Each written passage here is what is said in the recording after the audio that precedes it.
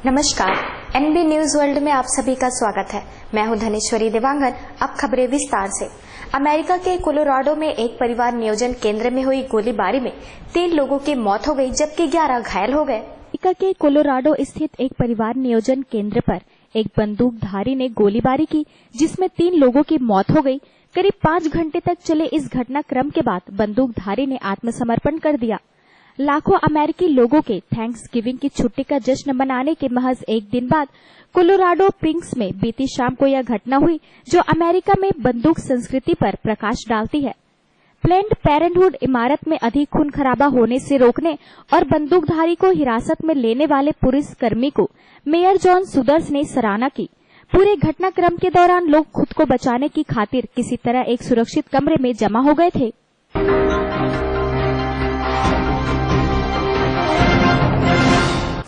आम आदमी पार्टी के संस्थापक सदस्य प्रशांत भूषण ने दिल्ली की अरविंद केजरीवाल सरकार के सोमवार को पेश होने वाले जन लोकपाल बिल पर जमकर हमला किया और दावा किया है कि ये लोकपाल नहीं, महाजोकपाल है। आम आदमी पार्टी के पूर्व सदस्य और स्वराज अभियान के नेता प्रशांत भूषण ने आप सरकार के जन लोकपाल बिल पर निशाना साधा है।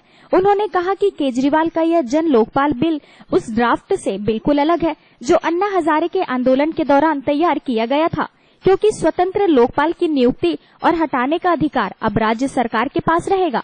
उन्होंने कहा कि यह बिल स्वतंत्र लोकपाल के सारे सिद्धांतों को ध्वस्त करता है और यह एक जोकपाल से भी बदतर है। बिल को लेकर प्रशांत भूषण ने ट्वीट किया है, जिसमें लिखा है, दिल्ली लोकपाल विधेयक उन सभी सिद्धांतों को ध्वस्त करता है जिसका मसौदा हमने तैयार किया था, जैसे नियुक्ति एवं पद से हटाना सरकार के अधीन न हो, लोकपाल के अधीन स्वतंत्र जांच एजेंसी। दिल्ली लोकपाल विधेयक को देखकर हैरानी हुई।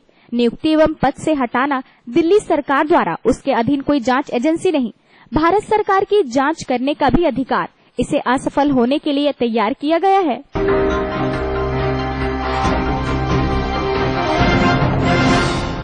संविधान दिवस पर लोकसभा में चर्चा के दौरान प्रधानमंत्री नरेंद्र मोदी ने भारतीय संविधान को धर्म ग्रंथ का दर्जा देते हुए कहा कि इसकी पालन करना हम सबका कर्तव्य है। प्रधानमंत्री नरेंद्र मोदी ने इन आरोपों को भ्रम फैलाने बताया कि संविधान बदलने के प्रयास हो रहे हैं। लोकसभा में शुक्रवार को चर्चा के दौरान प्रधानमंत्री ने कहा कि ऐसा करना आत्महत्या करने जैसा होगा। असहिष्णुता की बहस के बीच साथ ही उन्होंने कहा कि सरकार का एक ही धर्म है, इंडिया फर्स्ट। सरकार का एक ही धर्म ग्रंथ है, भारत का संविधान। सर्वधर्म समभाव को आइडिया ऑफ इंडिया बताते हुए उन्होंने कहा कि देश संविधान के अनुसार चला है और आगे भी संविधान के अनुसार ही चलेगा। लोकसभा में संविधान के प्रति प्रतिबद्धता पर 2 दिवसीय विशेष चर्चा का शुक्रवार को जवाब देते हुए उन्होंने कहा कि यह भ्रम फैलाया जा रहा है कि संविधान बदलने के बारे में सोचा जा रहा है। न कभी कोई संविधान बदलने के बारे में सोच सकता है और मैं समझता हूं कि कोई ऐसा सोचेगा तब वह आत्महत्या करेगा।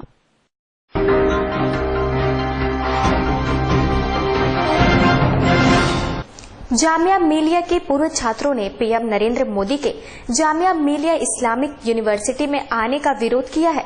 इसकी वजह नरेंद्र मोदी का 2008 का एक यूट्यूब वीडियो बताया जा रहा है, जिसमें मोदी जामिया पर आतंकियों को बचाने का आरोप लगा रहे हैं। पर प्रधानमंत्री नरेंद्र मोदी का एक वीडियो उनके लिए जामिया मिलिया के विरोध का कारण बन गया है। यह वीडियो 2008 में यूट्यूब पर पोस्ट किया गया। बताया जा रहा है कि इस वीडियो में मोदी जामिया पर आतंकियों को बचाने का आरोप लगा रहे हैं। मोदी को जामिया के दीक्षांत समारोह में बोलने के लिए आमंत्रित किया गया है। जामिया के 95 पूर्व छात्रों और कई लोगों ने यूनिवर्सिटी के वाइस चांसलर को एक लेटर लिखकर मोदी का दौरा रद्द करने को कहा।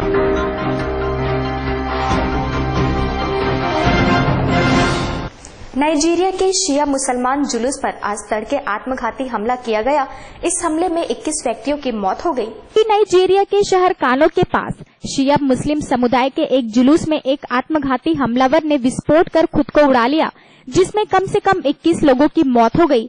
शहर से करीब 20 किलोमीटर दूर दक्षिण के दाकोसोए गांव में यह हमला हुआ, जिस दौरान इस्लामिक मूवमेंट ऑफ नाइजीरिया के अनुयायी मार्च निकाल रहे थे।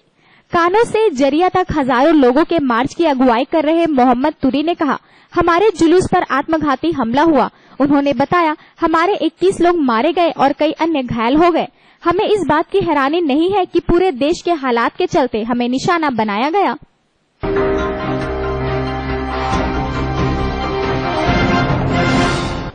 केंद्रीय मानव संसाधन विकास मंत्री स्मृति ईरानी ने जेडीयू नेता शरद यादव पर निशाना साधते हुए कहा कि कल्पना कीजिए अगर ऐसे नेता संविधान की मसौदा समिति में शामिल होते हैं तो महिलाओं की स्थिति क्या होती। केंद्रीय मानव संसाधन विकास मंत्री स्मृति ईरानी ने जेडीयू नेता शरद यादव पर हमला बोलते हुए कहा कि शरद जी जैसे बहुत वरिष्ठ सांसदों ने एक बार फिर मुझे कहा कि बैठ जाओ।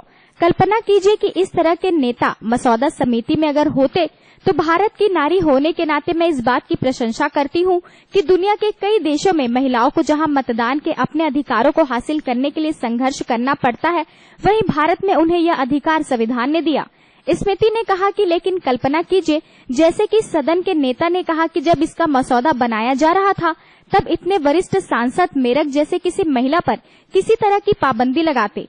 राज्यसभा में संविधान के प्रति प्रतिबद्धता विषय पर चर्चा में भाग लेते हुए मंत्री ने कहा कि मुझसे कहा जाता है कि आपका रंग सांवला है इसलिए आपको मतदान का अधिकार नहीं है। क्या मुझे कहा जाता है कि आपके बाल छोटे हैं तो आपको मतदान का अधिकार नहीं है। उन्होंने कहा कि मुझे दिखाई दे रहा है कि मेरी बात से कुछ लोग परेशान हैं, लेकिन आज इस सदन में गिनाई गई सामाजिक हरकतों से अलग हमें इस सच्चाई को भी मानना होगा कि इस तरह की वास्तविकता के शिकार लोग केवल इस सदन के बाहर नहीं बल्कि हमारे इसी सदन में यह भी देखा है।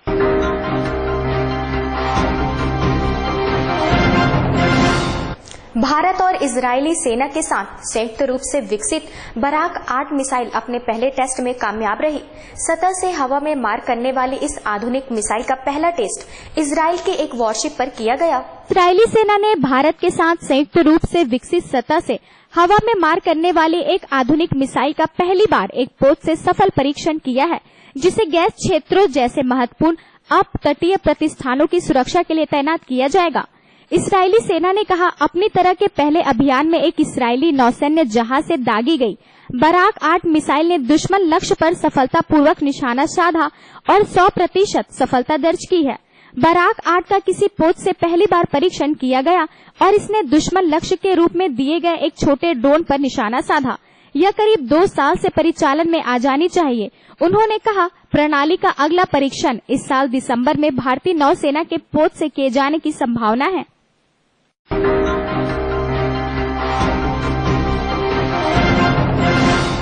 फतेहाबाद में जिला कष्ट निवारण समिति की बैठक में अवैध शराब के मामले को लेकर स्वास्थ्य मंत्री अनिल विज और फतेहाबाद की एसपी संगीता कालिया के बीच टकराव हो गया। हरियाणा के स्वास्थ्य एवं खेल मंत्री अनिल विज शुक्रवार को फतेहाबाद में बैठक में एक वरिष्ठ महिला पुलिस अफसर पर चिल्ला पड़े। उन्होंने अफसर से कहा गेट आउट। पुलिस अफसर ने बैठक से बाहर जाने से मना कर दिया और खुद विज को झुंझलाकर बैठक से जाना पड़ा। शराब की तस्करी पर अफसर और मंत्री के बीच की बहस में नौबत यहां तक पहुंची। विज ने फतेहाबाद की पुलिस अधीक्षक आईपीएस संगीता कालिया से बैठक से निकल जाने के लिए कहा। संगीता के मना करने पर विज गुस्से में बैठक से चले गए। दरअसल पुलिस ऑफिसर संगीता कालिया और मंत्री अनिल विज पास ही बैठे थे। जब विज ने संगीता से कहा गेट आउट, तब संगीता ने कहा मैं नहीं जाऊंगी, आप इस तरह से मेरा अपमान नहीं कर सकते। विज जन शिकायत निवारण समिति की बैठक की अध्यक्षता कर रहे थे। उन्होंने संगीता से पूछा था कि पंजाब की सीमा से लगे इलाकों में शराब की तस्करी रोकने के लिए पुलिस क्या कर रही है। अफसर के जवाब से वह असंतुष्ट नहीं दिखे।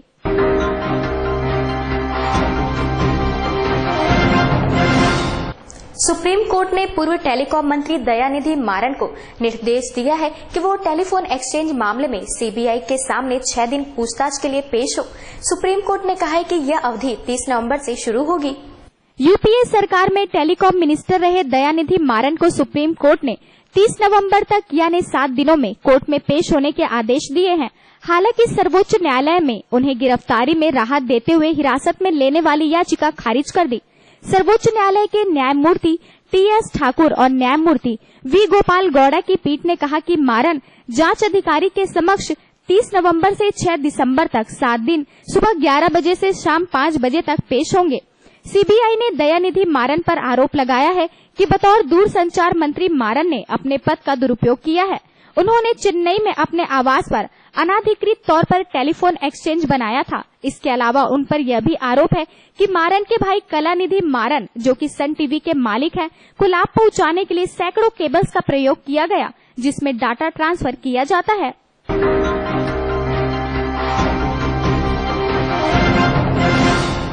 अभिनेता आमिर खान द्वारा असहिष्णुता पर दिए बयान पर अभिनेत्री नगमा ने कहा है कि कौन सा पहाड़ टूट गया है देश पर। अभिनेत्री और कांग्रेस की सदस्य नगमा बढ़ती असहिष्णुता पर आमिर खान के बयान को लेकर उनके समर्थन में आगे आई हैं और कहा है कि सुपरस्टार ने भारत छोड़ने के लिए कभी नहीं सोचा। अभिनेत्री ने योगी आदित्यनाथ जैसे भाजपा के नेताओं की टिप्पणी को लेकर उन्हें आड़े हाथ लिया। उन्होंने आश्चर्य व्यक्त करते हुए कहा कि असहिष्णुता पर उनके बयान को लेकर इतना शोर शराबा क्यों किया जा रहा है, जबकि इसी तरह की भावनाएं कुछ अन्य प्रमुख हस्तियों द्वारा व्यक्त की गई हैं। संवाददाताओं द्वारा खान के बयान पर टिप्पणी करने के लिए कहे जाने के बाद अभिनेत्री ने कहा, कौन सा पहाड़ टूट गया है देश पर।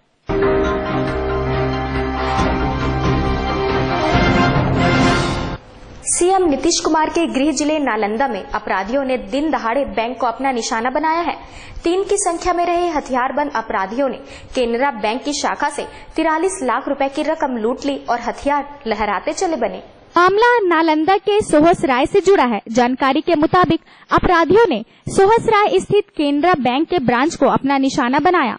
हथियार के बल पर अपराधियों ने कैश काउंटर में रखे लगभग 43 लाख रुपए लूट लिए और आराम से चलते बने। घटना के बाद पुलिस मौके पर पहुंची। मामले में अब तक किसी की गिरफ्तारी नहीं हो सकी है। पुलिस सीसीटीवी फुटेज के आधार पर कार्यवाही कर रही है। एहतियात के तौर पर जिले की सीमाओं को सील करने के साथ साथ सघन रूप से वाहनों की चेकिंग भी की जा रही है। लूट की इस बड़ी घटना के बाद जिले में हड़कंप मच गया है।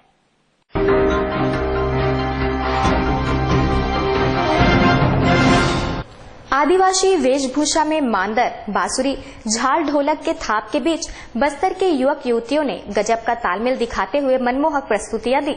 इसी के साथ शुक्रवार को छत्तीसगढ़ की राजधानी रायपुर के संस्कृति विभाग के मुक्ताकाशी मंच पर आदि परब 2 का आगाज हुआ। राज्य सरकार के संस्कृति और पुरातत्व संचालनालय तथा राष्ट्रीय नाट्य विद्यालय नई दिल्ली के संयुक्त तत्वाधान में 3 दिवसीय आदि परब 2 का आयोजन महंत घासीदास संग्रहालय परिसर में किया जा रहा है। राष्ट्रीय जनजातीय नाट्य अभिव्यक्ति के उत्सव के रूप में मनाया जा रहा है। इस कार्यक्रम में देश सरकार के संस्कृति और पर्यटन मंत्री दयाल दास बघेल शुभारंभ समारोह के मुख्य अतिथि थे। राष्ट्रीय जनजातीय नाट्य उत्सव आदि परब 2 के 3 दिवसीय आयोजन में देश के 6 राज्यों के कलाकार शामिल होंगे। इस मौके पर छत्तीसगढ़ सहित तेलंगाना, झारखंड, उड़ीसा, महाराष्ट्र और मध्य प्रदेश के कलाकारों द्वारा प्रतिदिन शाम 6:30 बजे से परंपरागत लोक नाटकों और नृत्यों का प्रदर्शन किया जाएगा। इसमें ये राष्ट्रीय नाट्य विद्यालय नई दिल्ली और संस्कृति विभाग के संयुक्त तत्वावधान में आदि पर्व का आयोजन किया गया है, जिसका आज शुभारंभ हुआ है। इसमें छत्तीसगढ़, महाराष्ट्र, मध्य प्रदेश, उड़ीसा और झारखंड इन राज्यों के लगभग 19 दल अपनी प्रस्तुति देंगे और इसके साथ साथ आज यहाँ पर जनजातीय चित्रकारी का भी एक 10 दिन का वर्कशॉप रखा गया था, जिसका भी एक प्रदर्शनी यहाँ आयोजित की गई है और छत्तीसगढ़ के जो हस्तशिल्प है उनका स्टॉल और छत्तीसगढ़ी व्यंजनों का भी स्टॉल जो है वो यहाँ पर लगाया गया है।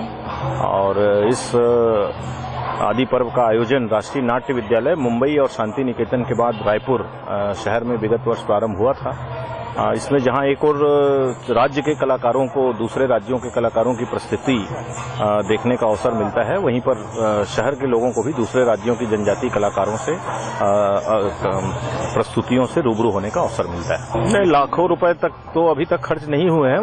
वस्तुतः संग्रहालय के उसके लिए हमारे पास में उसके निर्माण मद में जो है वो बजट की काफी कमी रहती है और उसका एक बहुत बड़ा कारण ये भी है कि हम यहाँ से कार्यालय एक्चुअली शिफ्ट करना है और कार्यालय पीएचक्यू में हमको भवन आवंटित हो चुका है और जैसे हम कार्यालय भवन यहाँ से शिफ्ट करेंगे उसके बाद में फिर पूरे संग्रहालय परिसर का जो है वो जीर्णोद्धार होगा।